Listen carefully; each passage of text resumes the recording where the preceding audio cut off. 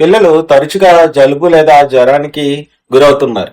అయితే మనం తీసుకోవాల్సిన జాగ్రత్త ఏంటంటే ఎయిర్ ఫ్లో ఉన్నది డైరెక్ట్ గా ముక్కుకు తగలకూడదు. ఏసీ గాని ఫ్యాన్ గాని డైరెక్ట్ గా ముక్కుకి పడుకున్నప్పుడు పిల్లల మొహానికి తగిలేటట్లాగా ఉండకుండా ఉంచడం అన్నది చాలా మంచిది. ఇంకా చూసినట్టయితే రూమ్ టెంపరేచర్ అనేది స్టేబుల్ గా ఉండాలి.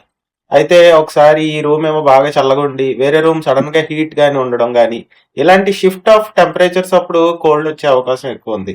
ఇంకా చూసినట్టయితే ఎక్కువ దట్టమైన క్లోతింగ్ వేసేసి చెమటలు పట్టేయని గప్పును తీయడం ఇవి చేయడం వల్ల కూడా కోల్డ్ వచ్చే అవకాశం ఎక్కువ ఉంది. ఇంకా చూసినట్టయితే నోరు తెరిచి పడుకునే పిల్లల్లో ఏమవుతుందంటే ఈ మ్యూకస్ మెంబ్రేన్ అంతా డ్రై అయిపోతుంది. ఎప్పుడైతే ఈ డ్రై అయిపోతుందో ఈ వైరస్లకు కానీ వీటికి కానీ ఇన్ఫెక్షన్ ఈజీగా రావడానికి అవకాశం ఉందన్నమాట.